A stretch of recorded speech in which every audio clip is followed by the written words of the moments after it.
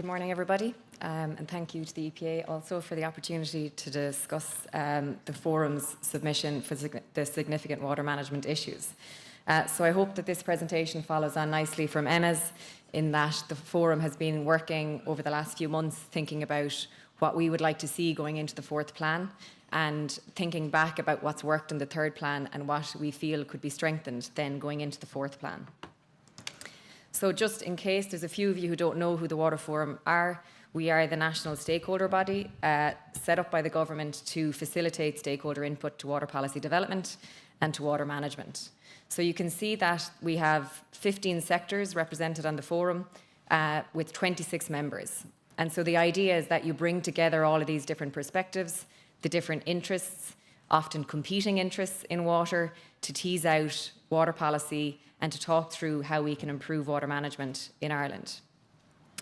So we have a statutory advisory role. It's set out in the Water Services Act, but the one I'm going to focus on this morning is that we have an advisory role to the Water Policy Advisory Committee in relation to the development and the implementation of the River Basin Management Plan. So I suppose, thinking about what we'd like to see in the fourth plan, we thought about, well, what have we learned through the third plan? So this here is a list of pieces of advice that the Water Fórum has developed since the third plan has been published in September 2024. And I think what this shows, firstly, is that we've gotten a lot of time. So the Department of Housing, LawPro, the EPA, the Department of Agriculture, Uisce Éireann have given a lot of time to the Water Fórum in relation to briefings and meetings. I think it also shows that members of the Water Fórum are very informed and they have been very engaged as the third plan has evolved.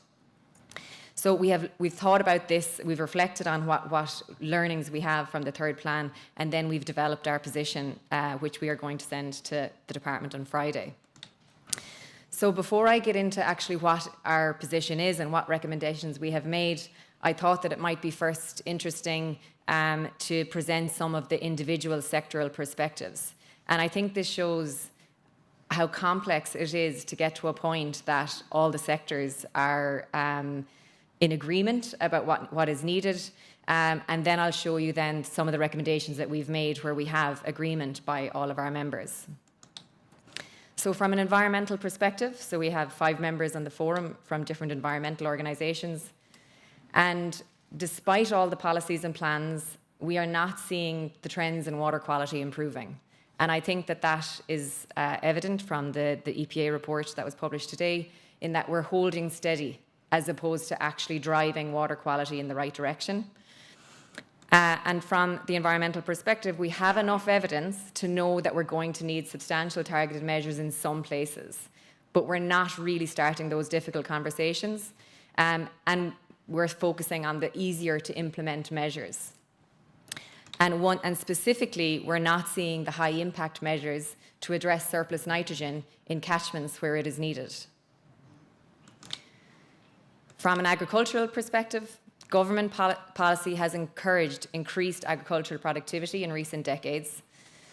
It is now, the agri-food sector is worth over 18 billion euros to the economy, and that's increased by 60% in the last decade. And farmers have expanded their businesses and invested a lot of money into their farms. There is now many environmental and water measures being incorporated into farming practices, but as we are asking farmers to do more, measures will need to be resourced. There is uncertainty in the future of farming, which complicates investment decisions. One example is in the latest 6 Nitrates Action Plan, there is a measure that requires dairy farmers to increase their slurry storage by 20%. At the same time, there is a new requirement with the derogation farmers that many will require a Habitats Directive assessment, where there is uncertainty then in the future of the stocking rate at individual farms, making it difficult to make these longer-term investment decisions. From an agricultural perspective, there is potential unintended consequences of removing the derogation. Not only that it would remove the stricter measures that derogation farmers have to adhere to, but there could be competing land interests where dairy farmers take land from other sectors to maintain their dairy herds, or larger farmers buy out smaller farms. And all that results then to a concern in the future of farming, where you have less farm diversity, loss of family farms, and less connection with local catchments or local communities. From a trade union's perspective, and you might think, what have the trade unions got to say about the Water Framework Directive? But I think many of you will actually resonate with this one. The successful delivery of the fourth plan will depend on workforce capacity, skills and long-term funding across the public bodies, the utilities and the local authorities that are responsible for implementation. We heard some of the barriers to implementation in Emma's presentation. Some of those are resources, reflecting ongoing capacity constraints, and their increasing ambition in the fourth plan without corresponding investment in people risks non-delivery and unsustainable pressure on workers.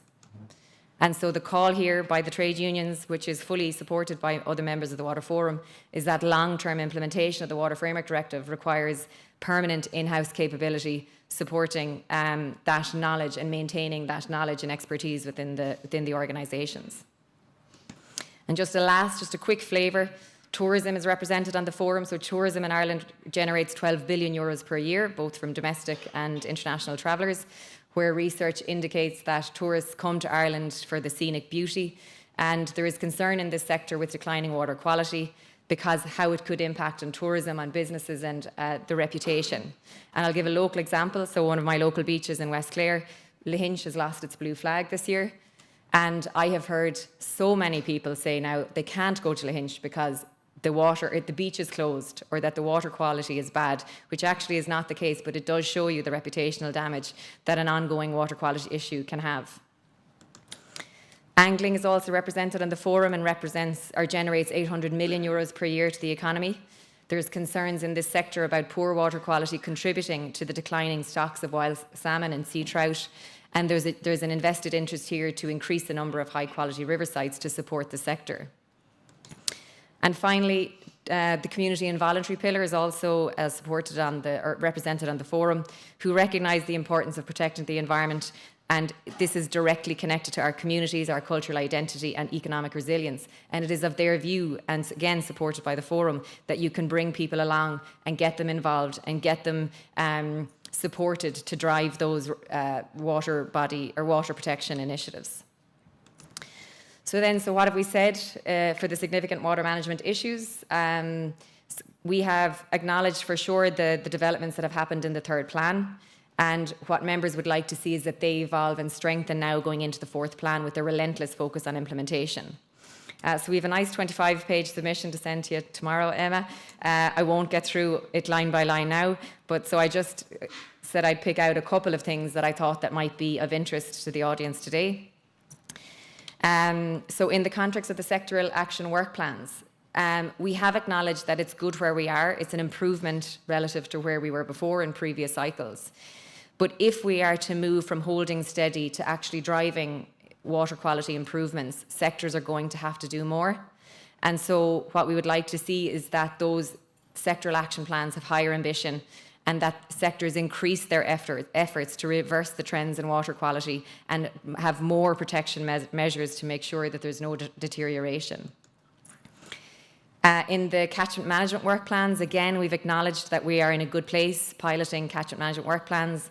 We've also acknowledged the significant challenge at working at water body scale. What we would like to see, though, that we understand that we need to first track the actions to get a sense of what implementation rate is in each catchment. We'd like to see going into the fourth cycle that it goes from activity tracker to targeting action through integrated catchment management. And that's basically wanting to identify what else is needed to bridge the gap. Of course, substantial resourcing will be required and will be both for the staffing to support these plans, but also in the actually supporting the measures that are required on the ground. We did some work last year on transitional and coastal waters in the context that transitional are the worst water quality status, only 30% meeting its Water Framework Directive objectives. And so we did some research that was led by Shane O'Boyle, actually formerly the EPA, but now with Aquafact. And he looked at, well, what else could we do to strengthen the management of our transitional and coastal waters? And the Forum have now incorporated some of these recommendations into its submission. So firstly, we'd like to see a dual nutrient management approach, addressing both nitrogen and phosphorus along the freshwater to marine systems. In that, if you focus only on phosphorus, you can influence the N/P ratios, so the nitrogen to phosphorus, and inadvertently result in more nitrogen actually going out to coastal systems. In catchments that have transitional and coastal waters, they should not only look at the nutrients coming from upstream, but the expected ecological response. Not all estuaries respond the same to excess nutrients or to mitigation measures, and so targeted action should also consider those local conditions, and that might be the amount of light, how quickly water is moving through an estuary, which will influence the expected ecological response. And we thought that there could be a vulnerability index. Could we see how estuaries will respond to excess nutrients, or how will they respond to nutrient mitigation? And finally, there's a nice section about strengthening the governance between the Water Framework Directive and the Marine Strategy Framework Directive, with recommendations about looking to combining or coordinate the implementation of these two directives, which have overlapping geographical areas. In governance, so just in response or following on from the trade unions' perspective, we're calling for stable long-term funding and permanent staffing posts to support implementation. And in the policy coherence, which Emma had talked about earlier, there's a lot now focus on multiple benefits, but there are still national policies that have conflicting priorities. And so we've called for a policy mapping exercise looking at relevant national policies against the Water Framework Directive requirements. And where measures are being proposed, that they are, so a programme of measures, whether it's for the Water Action Plan or the Biodiversity Action Plan or the Climate Action Plan, that they are being tagged for climate, water, nature. And that's to kind of highlight those measures that have those multiple benefits. And then to further strengthen that, we'd like to see an interdepartmental financing strategy to fund those measures, because currently measures for climate are under a different department, a different funding stream relative to those to water, and it makes it difficult to prioritise those measures that have multiple benefits. Public participation is something that the Fórum is very strong on, and members are advocates for engaging with the public. We have acknowledged the developments with the catchment community fora, and we've engaged a lot with LawPro as the catchment community fora are being piloted. What members would like to see is that the ambition remains high and that these are rolled out to the other catchments, harnessing the expertise from existing networks like Rivers Trust. The resourcing, as with everything, will be critical, but we need to see what those gaps are. So we need to identify those gaps so that we can look to put that funding in place in order to support the wider rollout of the fora in the other catchments. We think that there's a need to draw in the wider community, so the catchment community fora have their function, but we need to see how to engage with the wider community in the catchments. And the catchment community fora might be a good opportunity to think about those groups, those local projects that could be brought into the water action in the catchment.